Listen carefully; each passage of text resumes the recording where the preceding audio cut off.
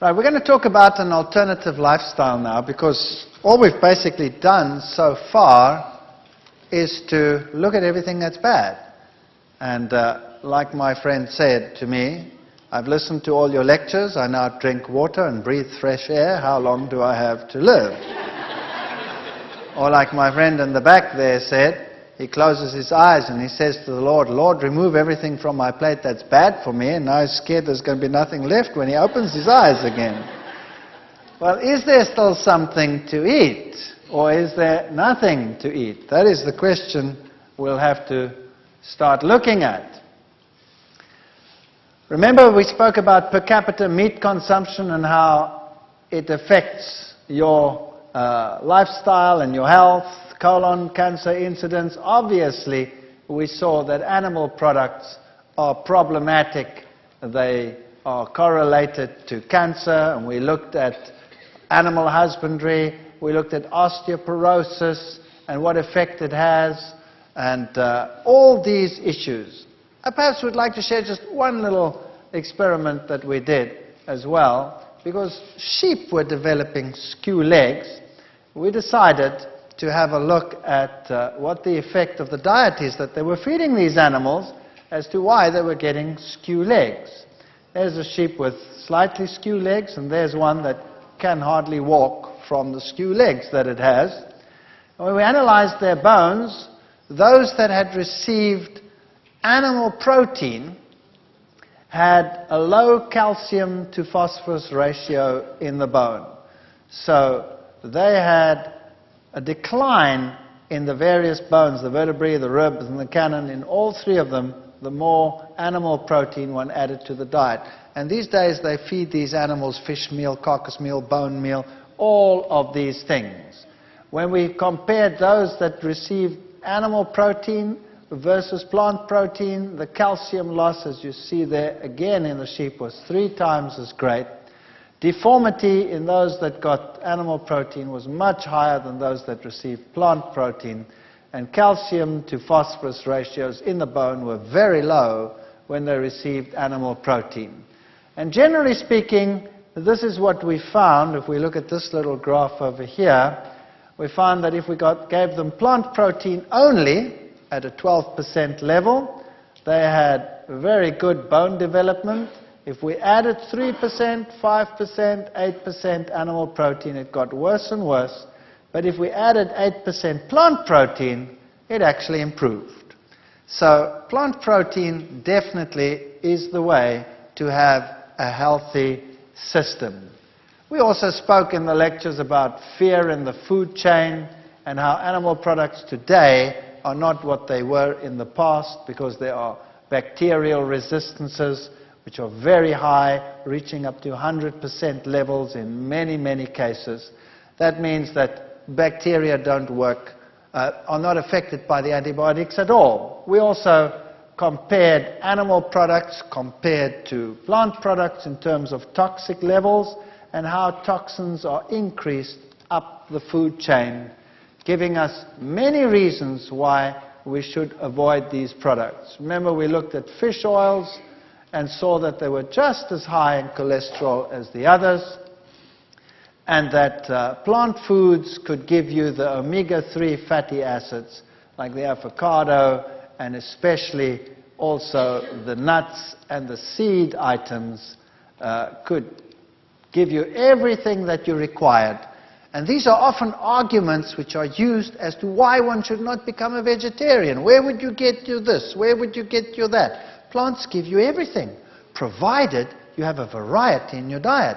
Of course, if you're going to eat lettuce leaves and carrot sprigs, then you're going to have a problem. So one has to make wise decisions when one changes one's lifestyle. And if one wants to avoid all the potential hazards in the animal husbandry industry. Can plants replace meat? The answer is yes, they can. But you have to be wise and circumspect in what you are doing. And the bottom of the food chain should look like this from now on. Active lifestyles, long lifestyles, those are the things that we want. Longevity. The Hunzas, for example, were famous for their longevity and their almost total lack of degenerative diseases. And why? Because they had lifestyles which were largely vegan, vegetarian, active, walking up and down. There are many aspects which confirm that a vegetarian diet is healthier. Even the tabloids today will say vegetarians live longer and also are considerably healthier. For example, if you want to do maximum endurance tests, you will find that those on a high meat diet have the lowest endurance for sustained maximum to exhaustion exercise. Mixed diets, that means lower meat, fat and protein diets, were sort of midway, and the vegetarian diets, high carbohydrate diets, gave the highest endurance rate, more than double that of the other groupings.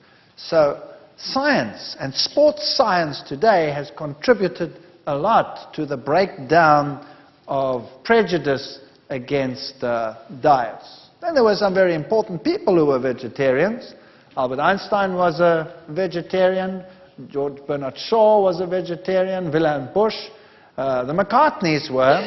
But Linda McCartney died at a very early age, although she was a vegetarian. And people say, well, what's the problem over here? Well, just get hold of one of her recipe books and see what she did. Everything she did was fried in oil. Everything. Now, we looked at the carcinogenic effects of that. And so there are issues that you have to look at. You can't just say, I'm going to give up eating animal products, I'm going to switch to plant products, and then you prepare everything in an unhealthy way. You're going to have a problem. So we have to be circumspect. And of course, there is nothing that can guarantee a disease-free life. It can just give you a greater probability of a disease-free life. And just to show you that beautiful women can also be vegetarian. Both Whitney Houston and Michelle Pfeiffer were vegetarian. Also endurance and marathon running and sporting activities, all of these are enhanced by vegetarian diets. Blood pressure. Vegetarians have considerably lower blood pressure than non-vegetarians. And these are lacto-vegetarians over here, lacto-ovo-vegetarians. If we put a vegan down here, the blood pressures are still lower. In fact, most vegans, when they go to the doctor to have their blood pressure taken, they say, excuse me, are you still alive? Because the blood pressures are very, very low. And that is not a bad thing at all, provided you're not dizzy. That simply means that your blood vessels are still supple and flexible and don't need one high pressure to pump the blood through there. They're not constricted. And then, if you're going to buy food in environments that are not so sanitary, like this one over here, where would you prefer to buy? What would you prefer to buy? The vegetables from this man, or would you prefer to buy chickens or meat in a circumstance that looks like this with the flies buzzing around? Well, even in the worst of circumstances, you're still going to be safer with the vegetable products than with the others. And you don't know what these things have been eating and what they have been fed. Now, what about the vegan-vegetarian lifestyle? Isn't that a dangerous lifestyle? And isn't it a fact that if you become a vegetarian, you should look something like this? Most people have an idea of a vegan-vegetarian as a thin, little, pale, little individual, hardly capable of moving. That's the sort of idea that they have of these people. And let's face it, some of them are like that. And the reason why is because they've thrown everything off their plate and substituted it with nothing. And then they become something like this. And it is a sad state of affairs. American Journal of Clinical Nutrition, vegans, vegetarians, whole food omnivores had adequate intakes of most nutrients and were exemplars of balance, variety, moderation in comparisons with omnivores in their sample and the general population. Also, they were more in line with current dietary recommendations for nutritional intakes than were omnivorous diets. So when they actually compared the diets according to the recommended daily food intakes, the vegetarians weren't doing so badly at all. In fact, they were doing better than the omnivores. Now, they will tell you it's not safe to be a vegetarian because you'll have iron problems, B12 problems, vitamin D problems, etc., etc. Is this really so? Iron problems, you will have a greater probability of iron problems if you use dairy products because of the parameters that we discussed in that lecture. B12 is the one issue we will have to discuss. Vitamin D will be a problem only in areas where there is constant cloud cover. And even there you have UV coming through, so if you have exposure to the sun, you should be fine. You need exposure, but people today want to sit inside all the time. Here are stomach bacteria with decreasing gastric pH. Notice that the lower the pH, the fewer bacteria. The higher the pH, the more bacteria. The same in the intestine. The lower the pH, and so from the front to the back, where the acid starts coming in, you have an increase in the number of bacteria. Now, B12 is not produced by any animal in the world, it's produced by bacteria. And there are certain bacteria which in our intestines are quite capable of producing B12. Unfortunately, with the lifestyles that people have, these bacteria only occur here where there's an increase, and they occur in the last part of the intestine. And so they're too far back for us to benefit from them. So we produce the B12, but we do not absorb it.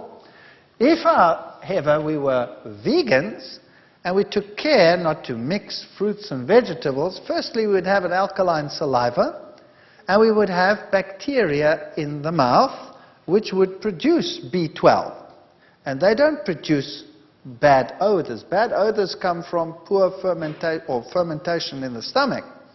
So you would have B12 production in the mouth, plus the pH in the stomach would seldom, if ever, go below 4.5, so you're sitting with far less acidity. That means you're starting off here at a much higher level, and then you should be able to have B12 production. Now, there are other factors which affect B12, that's intrinsic factor. If you don't have that, whether you're a vegetarian or not, you're going to have a trouble with that. High acidity, which is more problematic for meat eaters than for vegetarians, would be a problem. And in fact, most of the world's population is largely vegetarian.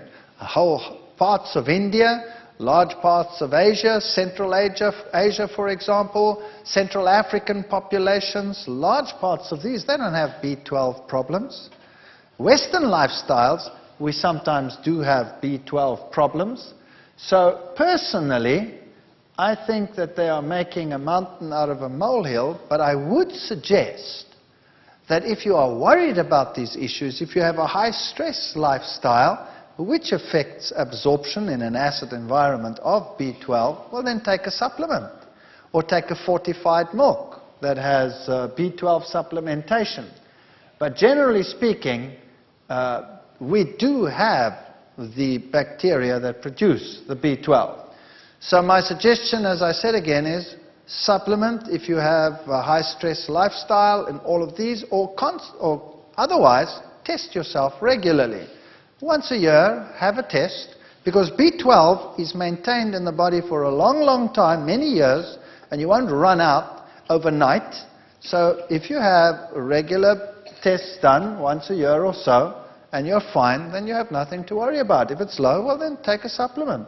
And the same would apply to people that eat meat. They are just in as great a danger. In fact, more of them suffer from B12 deficiency than anyone else. If we look at minerals, we need all these minerals: calcium, potassium, iron, manganese, fluorine, selenium, tin, phosphorus. There's a whole host of minerals that we need.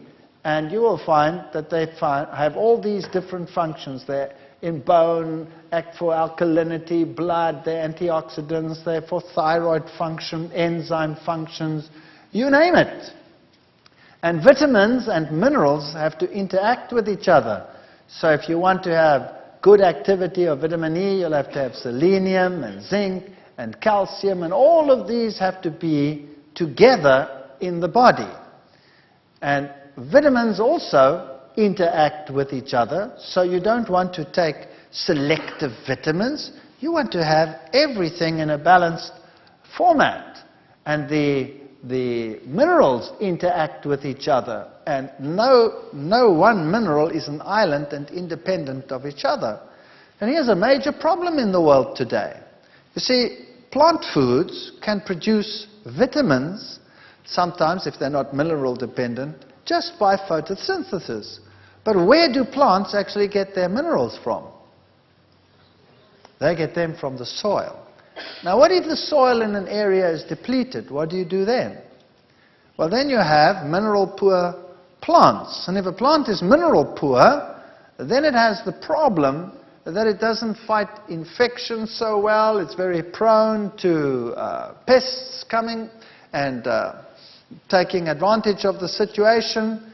And so the problem is that they start spraying these plants more and more and more. And most farmers only substitute their ground with about 5 or 6 minerals. They don't take care of all the minerals. We need all the minerals. So the very best thing that mankind could do is to reintroduce organic farming, where they make sure that their soil has every single mineral required for growth. That means you start using rock phosphates and calcitic limes and things like that, which have every mineral under the sun as your basis, and start producing plants like that. Now, that's a little bit more expensive than the other fertilizers, but the rewards would be tremendous. That's one issue. If you're living in an environment and these plants are too expensive, and you don't even know whether they're doing it right or not, then I suggest you get foods from a variety of places. And then there's one other thing I would like to talk about while we're busy with minerals, and that is salt. The scientific world tells you that you should not use salt at all in your cooking because it produces high blood pressure and it's bad for you and what have you. And people develop all kinds of diseases. And if you're really, really run down and really, really sick and you have money to burn, then the Europeans in particular, they like going to these cure places where you have the hot springs with the mineral-rich waters and the salt waters, and they go and lie in the salts and they drink this water that comes out of the, and they feel like $1 million and their blood pressure comes down and everything is right. So they're using a salt cure to solve their problem. Then they go back to their normal society and their normal lifestyle, and very shortly they have the same stress and the same blood pressure problems and the this and the that and the other. Now, I have a problem here. How come the salt can actually cure some of these things and the salt cause the things at the same time? Does it make sense? It doesn't really make much sense if you think about it in those terms. Now, what is the main salt that is used in the world today? It's sodium chloride. Now, salt should have 84 minerals. Rocks out there, sea, the salt in the sea contains 84 minerals.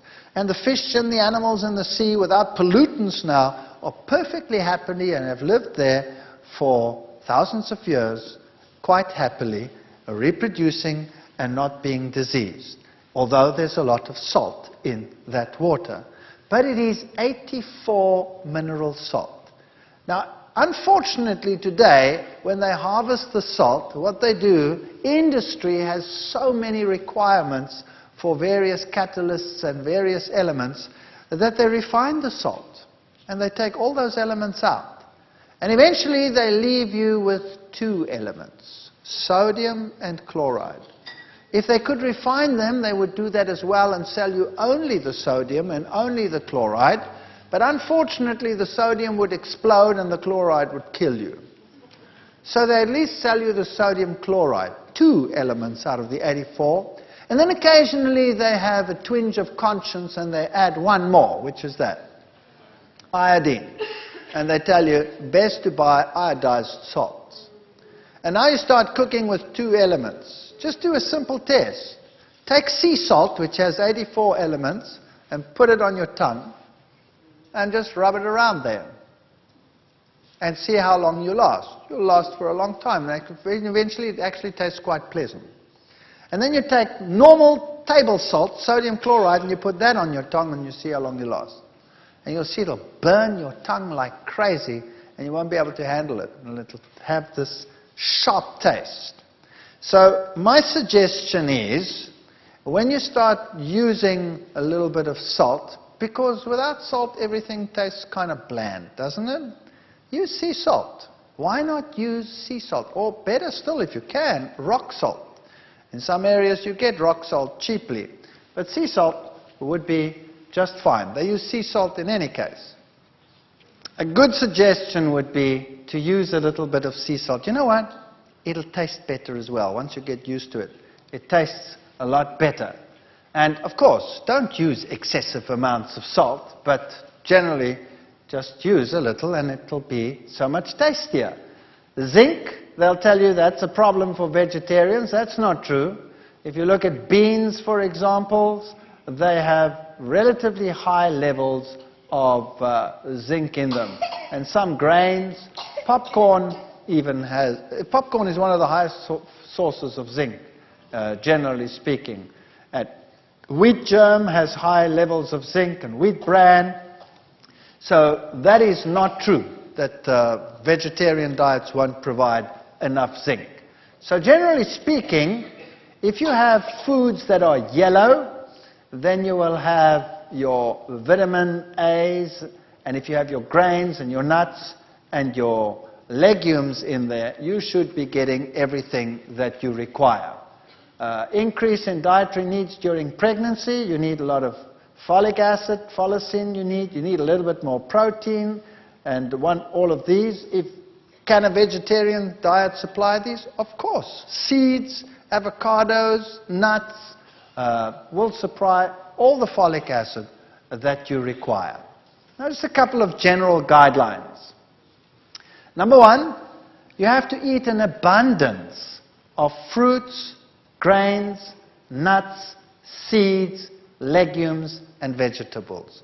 You cannot just remove the heavy foods and sit with only fruits or only vegetables. You have to have grains, varieties of nuts, seeds, legumes in your diet, and you don't have to eat them as such. You can work with them and change them and modify them. You have to eat more alkaline-forming foods than acid-forming foods. That happens automatically when you become vegetarian. And avoid acid formation by choosing correct food combinations. 3 simple criteria, two of which you have to watch, one which comes automatically. Now, if you read some health books, they have so many complex things that you have to do that you have to buy yourself a computer just to, start working out what you must do in the kitchen. And eventually you go totally nuts. And there are so many rules and regulations as to what you must eat that you might as well just forget it. I don't know whether you've heard all of these things. I know there's so many of them. You're not allowed to eat what grows above the ground with what grows below the ground. You're not allowed to mix proteins and carbohydrates at the same meal. Have you heard all of those before? I mean, there are really silly ideas out there. Then how did God make grain? Grain consists of protein and carbohydrates. How do you make legumes? Consists of proteins and carbohydrates. Every food consists of proteins and carbohydrates. It's a silly idea. The problem is not the protein and the carbohydrate together. The problem is the animal protein and the carbohydrate together. Does that make sense? Because the plant protein digests quickly. So if you don't have animal proteins in your diet, then all of the problems associated with the so-called mixing of protein and carbohydrate disappear. So you want a diet rich in carbohydrates, and not like many recommend, low carbohydrate. You want to burn your body with a clean burning fuel. You want to have enough fats in your diet so that you do not become lean and emaciated on the one hand. And of course you need the fatty acids, the essential fatty acids, which you can only get in fats. So you get those if you have your seeds and your nuts and your legumes in your diet. And your proteins, you satisfy your general needs, kids a little bit more than the adults, and you want to have more alkaline-forming foods than acid-forming foods. How do you do that? It's very simple. The high-acid foods are the meats. Bacon, beef, chicken, crabs, eggs, fish, ham. Those are the high acid-forming foods with 15 to 40% acid formation. Medium is grains, legumes, lentils, oats, peanuts, rye, wheat, some nuts, etc. And the low, some fruits, cranberries and plums. That doesn't mean you mustn't eat them. Not at all, because they're so low acid forming it doesn't make any difference. And some of the fats. And your high alkalines are all your dried fruits, vegetables. Well, molasses is on there because it's alkaline forming, but it's still a more refined food. Beet greens, Swiss chard, dandelion, those are your high alkaline foods. Your medium ones are most fruits and vegetables. And some legumes are actually alkaline forming.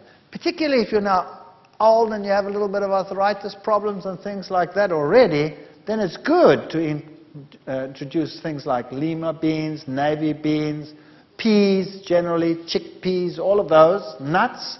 The only alkaline nuts are almonds, chestnuts, and coconuts. The almond is a very good nut. And then you have some grains that are alkaline, like millet. Millet is an excellent grain. We'll talk about that in a moment. Sorghum. And then, of course, your kidney beans, snap beans, soybeans. All of this is alkaline forming. This is excellent food. So once you cut out the animal products, you don't even have to worry about acid-alkaline diets. By the way, it's the minerals that are acid producing more than anything else. So your alkaline minerals abound in fruits and vegetables. Now, here's a typical suggestion. They say you must have legumes, nuts, seeds, including nut butters. You can use fortified soys or soy milks, vegetables, fruits, grains, and bread. And if you get enough of those in the diet, you should be fine. And when it comes to young children, the only thing that changes is the proportion. So you want to have cereals in the diet, you want to have fruits pureed, but when it comes to the energy foods, you want more of those in children's foods than in the others. So cereals, fruits, protein foods, green leafy or yellow vegetables will supply every single requirement that you need. And you can see that all of it is being met, or 99%, with just a very moderate intake. Some useful equipment that you need. A good blender is very useful in vegetarian cooking, because you're going to start making nut creams and nut butters and milks and sauces and things like that, and cheese substitutes and all kinds of things. So a good blender is a very, very good investment. Now, when I talk about a good blender, I mean that one that has a powerful engine and one that will really spin. Because if you buy a weak one, it won't do the job. It'll irritate you.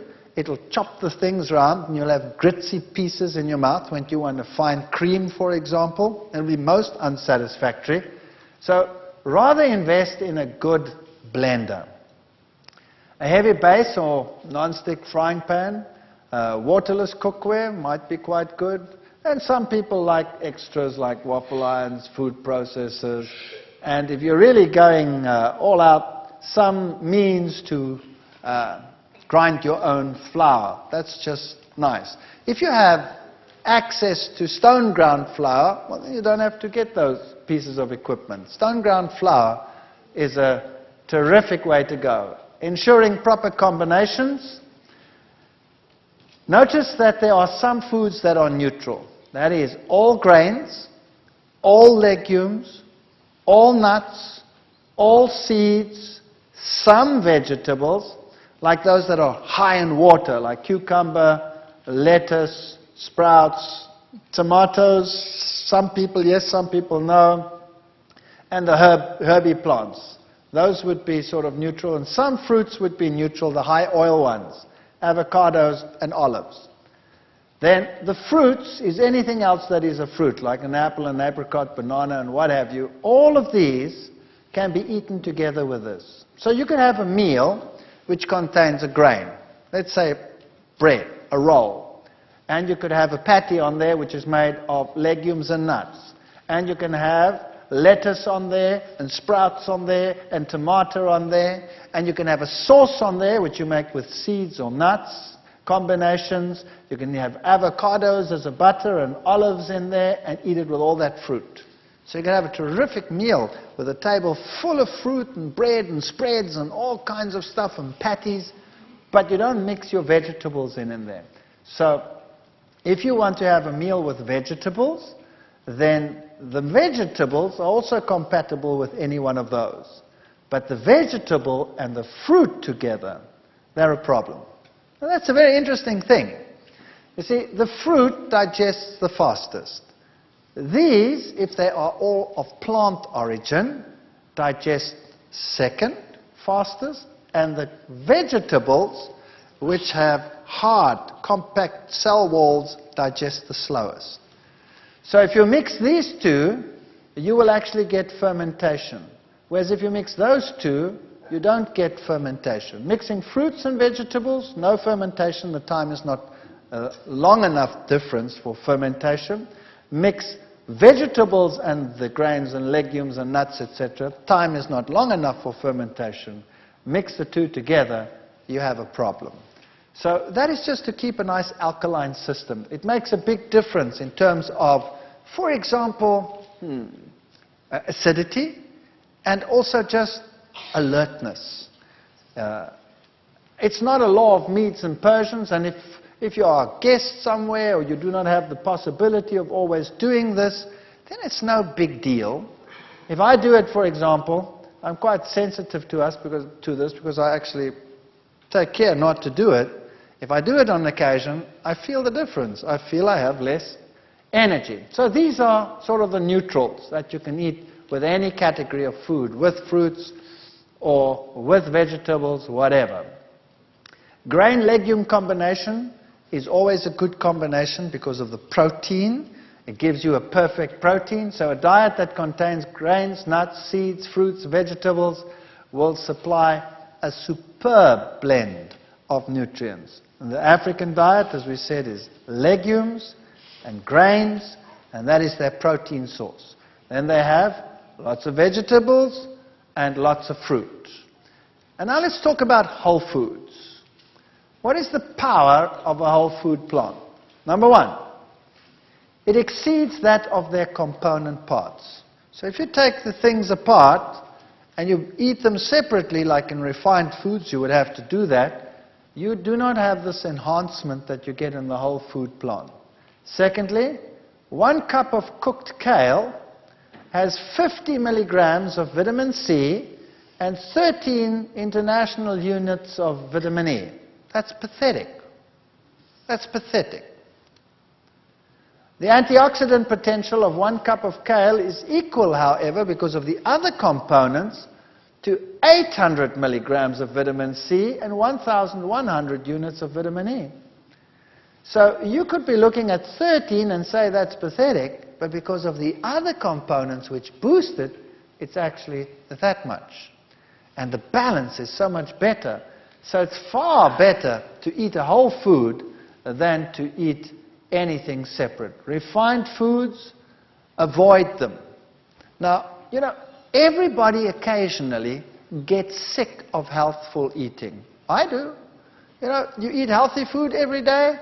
I'm sick of all this healthy food. I feel like something wicked today. Well, then you go out and you eat something wicked within certain parameters, if you know what I mean. You don't go and slaughter an ox now. But a refined food occasionally, who cares? Or something really sweet and disgusting, who cares? As long as that's not your lifestyle. Don't become fanatical about food because you'll not only make yourself but everyone around you miserable. And try never to see what other people eat. It's not your business. What you eat is your business. And what they eat is their business. Set a nice example and people will like to follow it. Don't refine it. If you can, use it. Now what does that mean? How do you think whole foods? What do you do? What do you do if you find a pile of nuts and seeds and stuff like that? You go clonk, clonk, clonk, clonk, put it on your plate and say, there. You want to be a whole food fanatic? Go and eat it. No. You must learn what to do with them. You must change these things. These are whole foods. Those are whole foods. And variety, variety, variety is the spice of life. By the way, eating breakfast saves lives. Possible reducing the risk of a heart attack.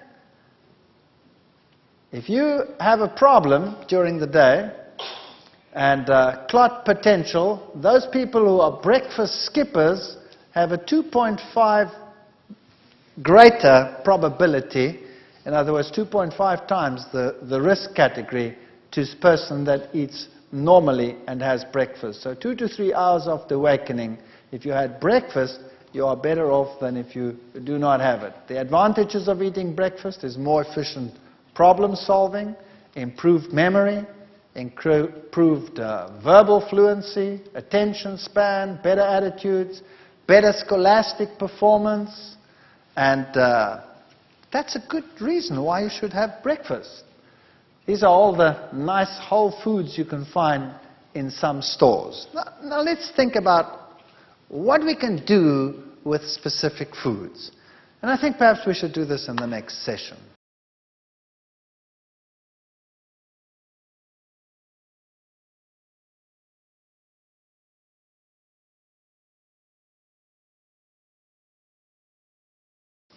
All right, we were talking about all the advantages of vegetarian lifestyles, and now we want to concentrate on what to do with specific foods. For example, grains.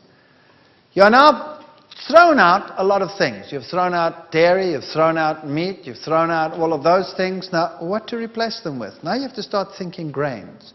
You know, if we were to take the grains in the world and put them into tiny little packets, just like this, we did this once in South Africa. We went to a seed store and we bought all the different edible grains and put them into tiny packets, and we packed them around the hall from one side all the way around, right round, and said to the people, you go and look at all those grains. And they were stunned.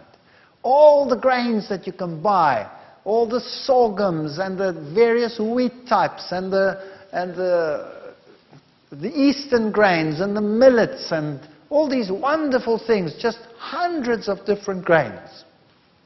So there's barley, for example, which is a rich mineral food and is rich in B5 vitamin.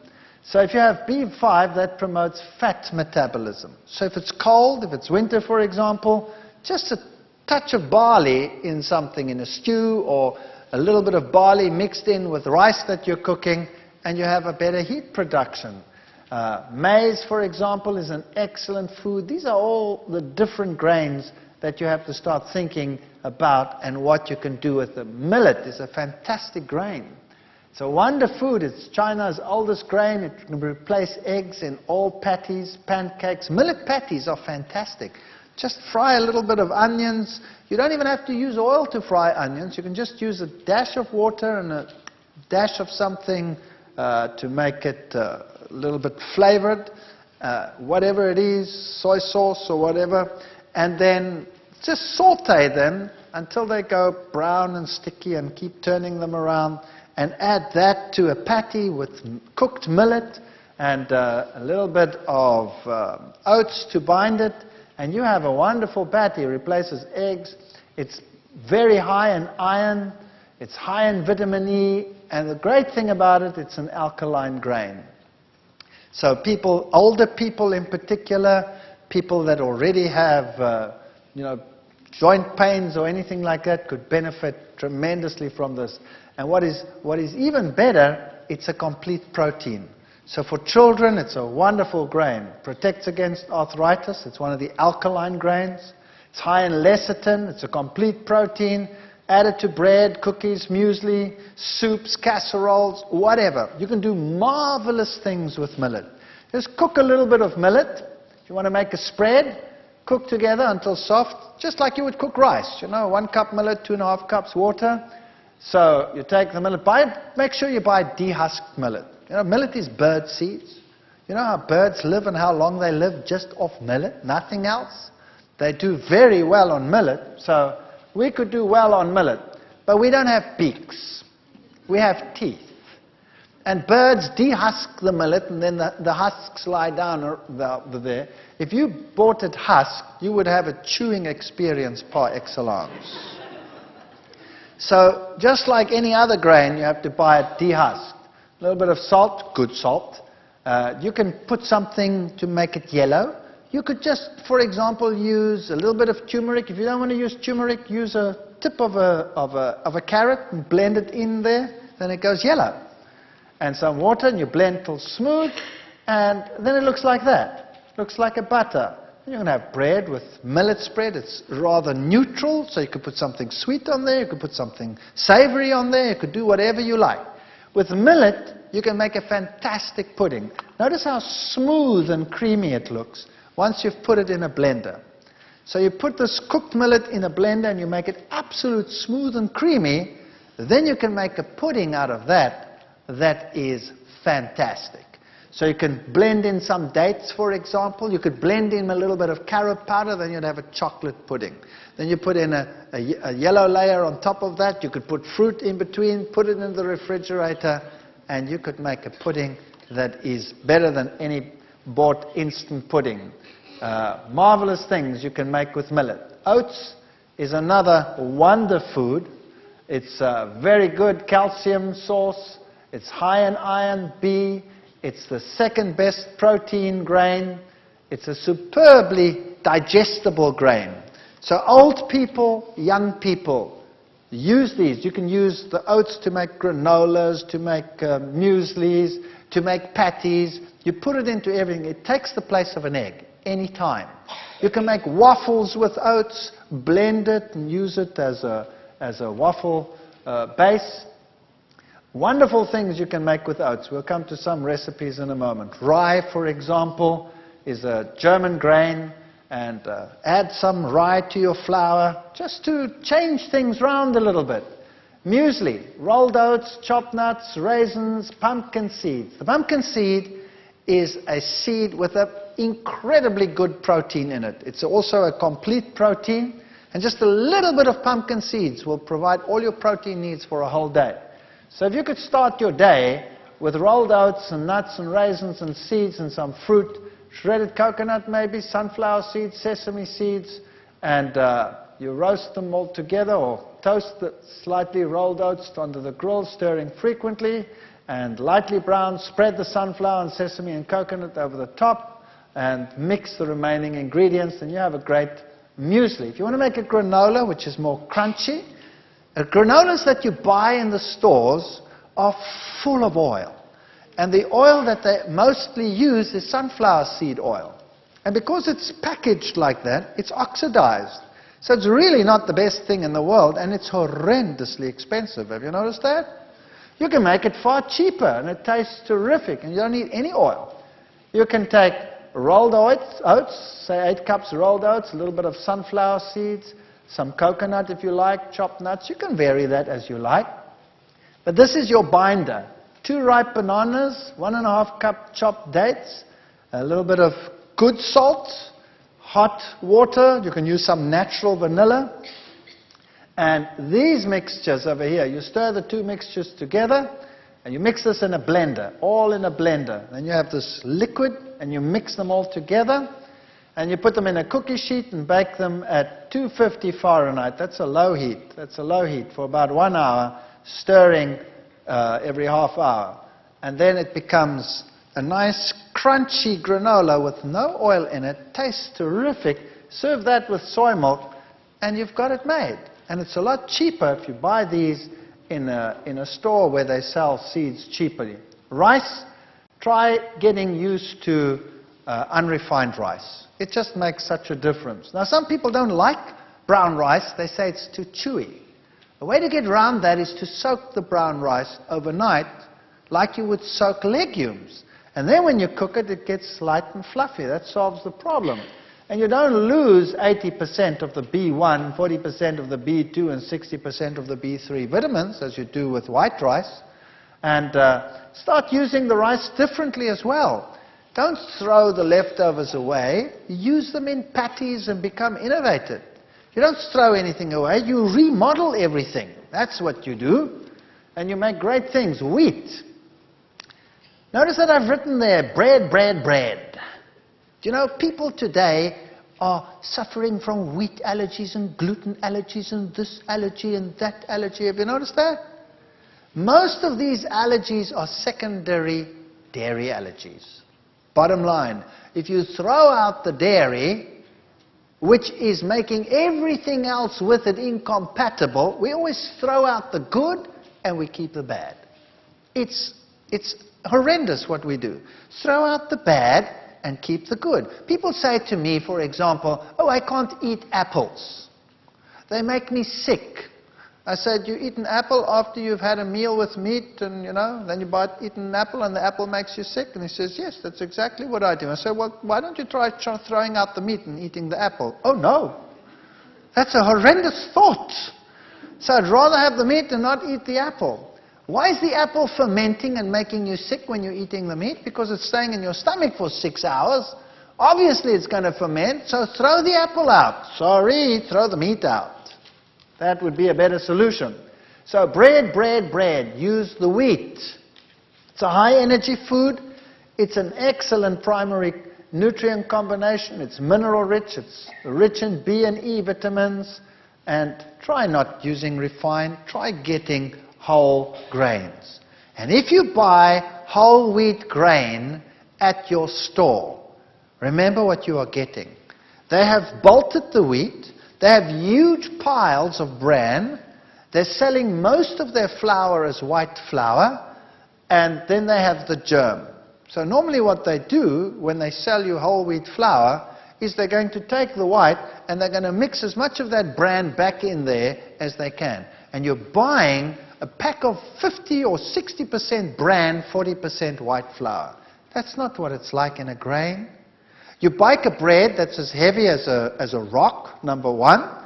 Nobody wants to eat it because there's not enough white flour mixed in with the bran as it would be with stone ground flour. All kinds of problems with that.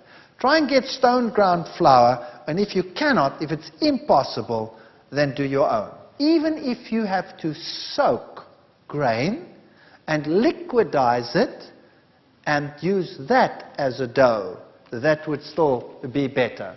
But when you make your own bread, you can play around. You can add rye. You can add a little bit of millet. You can have all kinds of things.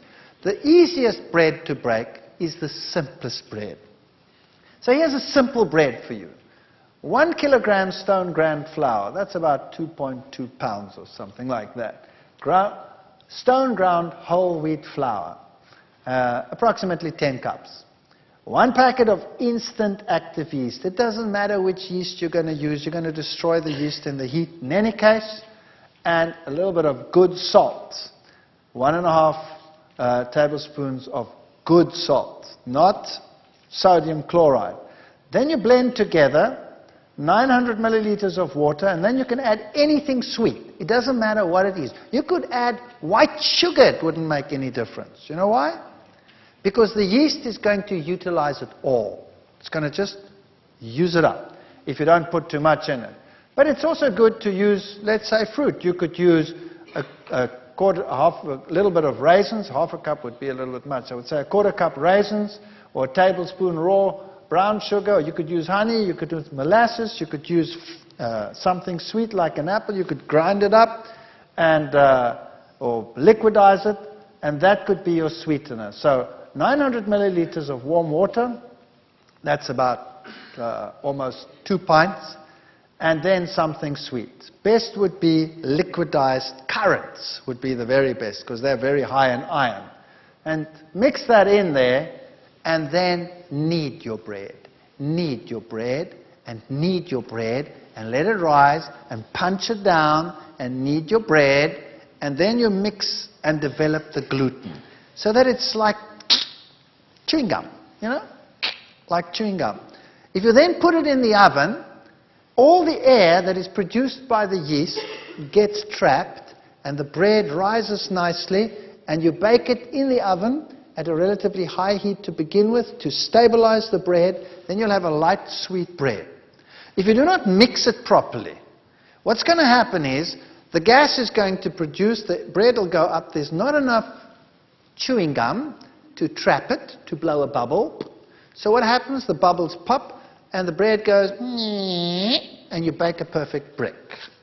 And you need a chainsaw to cut your slices, or you could kill your husband with it if you're angry with him. So a simple bread has very few ingredients.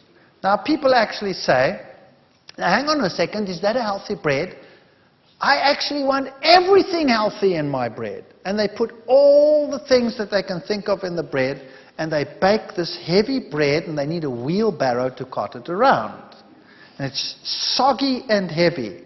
You don't have to build a perfect meal into a bread. You eat the meal that's perfect together with the bread. So you eat all the other things with it and make it a balanced meal. So the simpler the bread, the more likely it's going to work. And once you've learned to eat this bread, all other bread tastes like cardboard. I assure you. If I don't get this type of bread, I get withdrawal symptoms after a while. And that's what a bread should look like. It should be nice and light and fluffy. It shouldn't be heavy and soggy. Nothing wrong with a heavier bread. For example, rye breads will be heavier. But what's nicer than a good bread? Now, legumes. We have to start thinking legumes. Carrot beans, chickpeas, kidney beans, lentils, lima beans, mung beans, broad beans. Peanuts are a legume. Have you ever thought of buying raw peanuts and soaking them like a legume and then making patties out of them? They don't taste like peanuts at all. Only roasted peanuts taste like peanut butter. They taste like a legume, but they taste like a rich, almost lamby, beefy legume. When you make a patty out of them, they really are magnificent as a legume. The soya bean, etc. But now you have a problem. People say, I explode when I eat legumes. I cannot handle them. Now, let's understand something about legumes. You have to pre-soak legumes. Raw dried legumes contain alkaloids, glycosides, saponins, and these are a problem. In fact, they are in the seed to prevent it from germinating. It's an enzyme suppressant.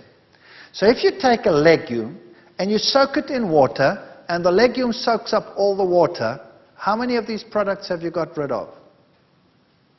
None. They're all still in the legume. Now you take your legume, it's nice and soaked, and you prepare it and you cook it, and all those enzyme suppressants that prevent the legume from sprouting are still in there. Now you're getting those enzyme suppressants into your stomach, and you're not digesting it too well. Your enzymes are also suppressed. So eventually it goes all the way down, gets to the colon. The colon works with these products, and then starts fermenting the legume in the colon, and that leads to an explosive experience. Right? So what you want with a legume is you want to get rid of these things. You want to get rid of them. How do you do that? You soak in huge quantities of water. And the water goes what color? Goes either reddish brown or one of those, right? That's all the tannins and the saponins and the glycosides and the stuff that's coming out. Now, what do you do with that water? What do you do with it? You throw it away. And not like some well-meaning individual who thinks, well, this looks so good, I'm going to cook the pea soup with that one. Well, I'll tell you, you don't need nuclear weapons then. Just send that pea soup. It's the most explosive thing under the sun. So what I would suggest is that you buy your legumes, soak them in lots of water, pour the water off regularly. If you're sensitive to legumes, do that, if it need be, for 2 days, 3 days, regularly. If you don't change the water regularly, they'll go bad. Just keep on pouring off the water. And then what do? Going to wait 3 days or 2 days for a meal? Of course not. You put them into freezer bags and you pop them in the freezer and they're fine. People will say, oh, don't I lose the energy value and the food value? No, you don't. You can take those very seeds and go and plant them and they will grow. What happens in nature, in Europe, in the winter? What happens to those seeds? They freeze in the ground, and then when the water comes and it rains, then all the stuff leaches out. When the stuff is out, then it can sprout and it will grow. All the nutrients that you need are in there. So soaking is essential for a legume. There are lots and lots of different legumes, and you can have such fun with legumes. You can make the greatest stews, the greatest soups, the greatest patties.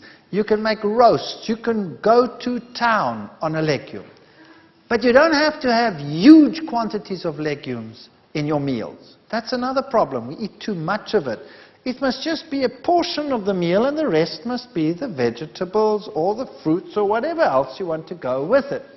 The soybean is such a magnificent bean. It is rich in linoleic acid. It is good calcium source, iron source, everything that you need. And if you look at the composition of selected soybeans, I'll just put this here for clarity's sake. Beef, for example, look down that list over there and compare with raw or cooked soybeans, you will see that the soybean compares excellently with anything else. And tofu is a wonderful food. You can make great things with tofu. You can make mayonnaises. A little bit of soft tofu, water, onion salt, garlic salt, or whatever you like. Lemon juice, honey, or a little bit of raw sugar to taste. Blend them together, you have a mayonnaise. Now imagine what a mayonnaise normally is made of. What's a mayonnaise made of? Egg yolk upon egg yolk upon egg yolk, together with lots of sunflower seed oil, together with lots of vinegar. It's the worst combination under the sun. It's the worst for your cardiovascular system. You cannot imagine worse. Imagine a mayonnaise that you make with blended cashew nuts. Take some cashew nuts, cover them with water, blend them till they're very smooth, add a little bit of your favorite seasoning, and then some lemon juice, and voila, you have a mayonnaise that is absolutely marvelous. Now people say, you know, cashew nuts, that's expensive. Hello? How much does a chicken cost in this country? What does a chicken cost? Who can tell me? So let's say $4, right? So let's say that chicken weighs what? 1.5 kilos. So let's say it's about $3, or let's say $2 per pound. Is that about right? Is that about right? $2 per pound. Good. How much of that chicken is bone? At least half of it is bone. So you're not paying $2 per pound, you're paying $4 per pound already for your chicken. Now, how much of that chicken, once you have deboned it, is water? 70% of it is water. So how much are you paying for your chicken? Well, you go and work it out. You're paying anything up to $7, $8, $9, $10 per pound for your chicken. It's a very expensive meal. It looks cheap, but what you're getting is water, 70%, what you're paying for. If you buy cashew nuts, how much of it is food? 100%. So even if you're paying $4 or $5, it's still cheaper than your chicken. So don't tell me cashew nuts are cheap or expensive. All right, you need very little to feed a whole lot. You can make great mayonnaises with tofu. You can make omelets with tofu. You can make, there's so many things. Go to any Korean or Chinese person and ask them, what do I do with tofu? And you will be stunned. So go to the various nations that use these foods. Omelets are terrific with tofu. Half a cup of tofu, you can use a little bit of rice flour, add a little bit of cashew, ground nuts, that would be great, liquidized. And then your various condiments, put a little bit something yellow in, and then use a non-stick pan to make an omelet. You can put your favorite filling in there, close it up, and serve it, if you really want to be wicked, with whatever, with fries that you've made with olive oil and a nice salad with it, and it looks and tastes just great. And sometimes omelets made with tofu stick a little bit more to the pan than others. So that's no problem. The ones that stick and break, they go to the wife, and the good ones come to me. Simple as that. But when I get home now, my wife can have the better ones, and I'll take the broken ones. No-bake tofu cheesecakes. You can make cheesecakes. You can make the most wonderful things. You can use agar-agar as a binder that has no animal products in it, or you could use MS. You get MS in your country, which is a wonderful substitute for gelatine, which is made from horses' hooves and skin scrapings and trotters and all kinds of stuff like that. And wonderful things you can make with juices that you blend in. Just ask the fundis how to make these things. You can make waffles. Simple things. Soak soybeans. Blend them all together with some rolled oats and you make waffles. Wonderful stuff. They bake a little bit longer. A normal waffle with an egg is finished in a minute. This one takes about 5, 6, 7, 8 minutes to bake through. Now you don't want to wait that long. So what you do is when you're bored one night and you're not doing anything, then make a mix and start making lots of them. Or the kids are doing something, they're watching television, in between advertisement break, change. Then get all these things done and make a whole pile of them, pop them in the freezer, and you have waffles. When you want breakfast with waffles, take your waffles out, pop them in the toaster, and voila, you have waffles. You don't have to wait forever. You can make quiches. It's simple. Once you add a little bit of these blended nuts and some lemon juice and all of these things in, you can make wonderful things with these foods, and you won't even miss that you're not using eggs. Kidney beans and your own baked beans and Mexican food and you name it. And sprouts. Start using sprouts. Sprouts have enzymes in them. They help you to digest your food. They're wonderful. Mung bean sprouts. Once you get used to them, you'll start craving them. Chickpeas. Chickpeas are wonderful food. Chickpeas is magic. If you have soaked chickpeas and you blend it and you bring it to a boil, it goes thick by itself. Then you can use it as a sauce. You can even make a mayonnaise out of it by adding lemon juice and a dash of something sweet or tangy, whatever you like. And you can make mayonnaises out of chickpeas. You can make hummus out of chickpeas. Who knows hummus? Yeah, all of these things. Start thinking about these things and start using carob. Now, carob means you have to re-educate your palate because we're all used to chocolate. And once you have re-educated your palate to carob, which takes a while, because we all have perverted palates, then chocolate actually tastes obnoxious. Believe me, I ate whole slabs of chocolate in one go. I cannot stand the taste of chocolate anymore.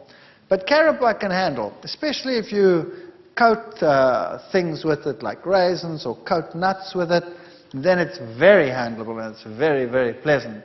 And a carob drink is a wonderful substitute. Take soy milk, add some carob powder and a little bit of fructose, and you bring that, make that hot and serve that. And I'll tell you, young people just love it. And it tastes great. And you can make chocolate sauces, chocolate desserts with carob. Just have to get used to it. Lentils, you can make slices, you can make all kinds of interesting things. Mock liverwurst with it, some cooked lentils, a little bit of cold oats porridge, chopped onions. Margarine is what gives it the flavor. If you like a large clove of garlic, some salt, and blend this together and keep the onions just a little bit chewy, in other words, not pureed, and then you have this crunchy liverwurst taste that you can put on bread. You can make savory spreads. And it's the herbs that do it, the basils and the oregano and the tomato pastes, which add the different flavors. And your nuts and your seeds are your sauces and your creams and your energy booster. So for example, if you're as thin as a rake and you want to put on some weight, then you start using more of these foods. If you are overweight and you want to lose, you use less of these foods. It's as simple as that. You don't have to give up anything, you just use less. And you're only using it as a flavorant. So you can make nut milks, nut sauces, nut creams, and nut mayonnaises. And you could use seeds as well. You could make the same thing with sunflower seeds. You could make sunflower mayonnaises, sunflower creams, sunflower sauces. Same things. You can do it with sesames. You can make your own tahinis, your own creams with sesame, sunflower, with pumpkin, any one of those. So start looking at nuts differently. Coconut. Coconut contains saturated fat. So if you have a problem with weight, a little bit more coconut in the diet, coconut cream, coconut milk, that will make you put on weight.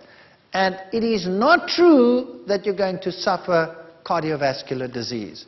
Because it comes packed with plant protein, it doesn't have that effect. Saturated is not necessarily as bad as animal saturated foods. Otherwise, all the South Sea Island people would have cardiovascular disease in the past, and they didn't have it.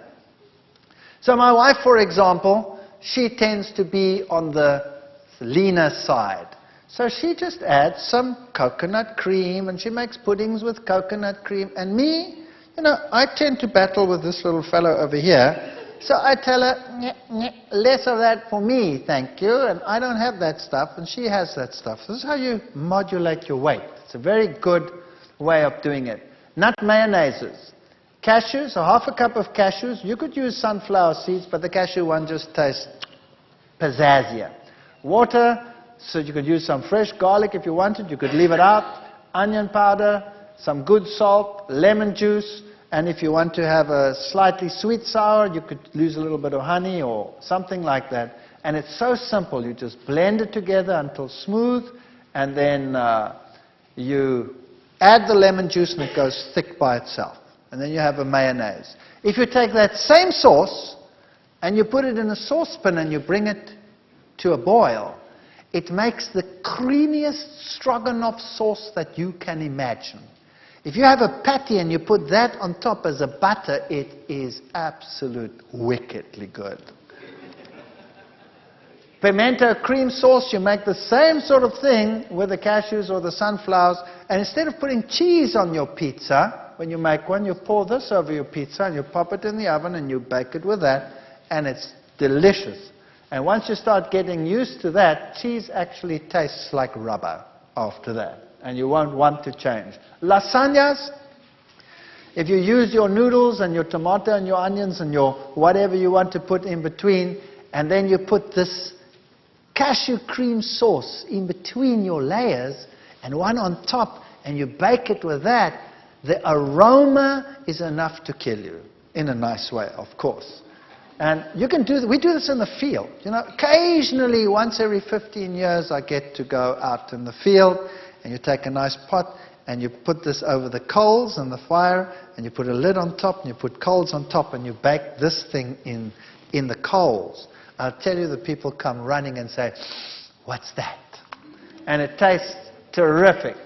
As I said, don't neglect the pumpkin seeds. Throw them into your mueslis, throw them into your breads, and don't neglect your sesames. Use the sesame butters and the sesame creams for your bread. Ladies, sesame is one of the richest sources of iron. So it's an excellent source of iron. So try and get used to tahini. If you don't like the taste of tahini, then just take a teaspoon of it and add it to your sauces that you are making, just to give it that pizzazz. And you can make butters and milks and what have you. Fruits and vegetables. Remember, variety is the spice of life. And there are lots of fruits on the market. And most of the world today thinks fruit means bananas and apples. Isn't that right? That's what people buy, bananas and apples. Now, there's nothing wrong with bananas and apples. Bananas and apples are good. By the way, now that I think of apples, people tell me, what about apple cider vinegar? Apple cider vinegar has the good components, some of the phytochemicals of apples in it, which is good for you, but it still has acetic acid in it, which is bad for you.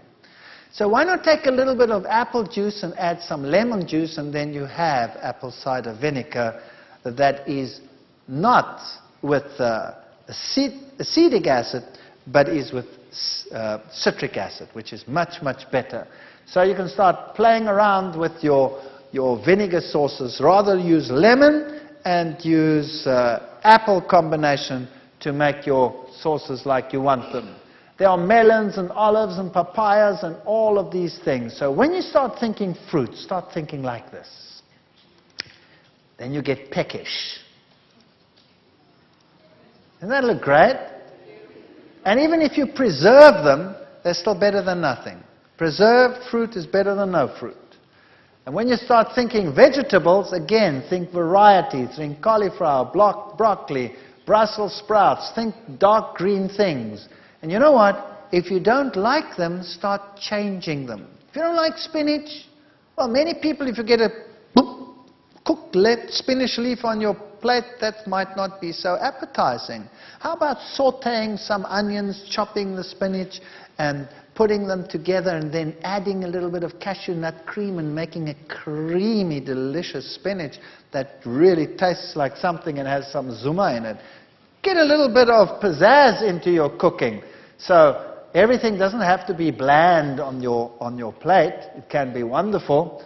And start becoming innovative. Start thinking what to do with the leeks and the garlics and the onions. And remember, these are your top 10 fruits in the world in terms of the antioxidant power that they have in them. Strawberries. You live in a strawberry country. And plums are very good. Oranges, red grapes, kiwi, grapefruit, white grapes, banana, apple, tomato. And gentlemen, remember, the tomato is an anti-prostate cancer fighting food. So start using tomatoes, lots of them, and get used to them. And the antioxidant vegetables, I wouldn't put corn on that list because that to me is a grain, but nevertheless, leave it there. Kale is very good. Spinach, Brussels sprouts, alpha, broccoli, beets, red bell peppers, onions. I would put cabbage in there as well as one of the best antioxidant foods. So the cabbage family in general, kale of course is part of the cabbage family, and wow, that's a power food in terms of iron and in terms of calcium. Wonderful food.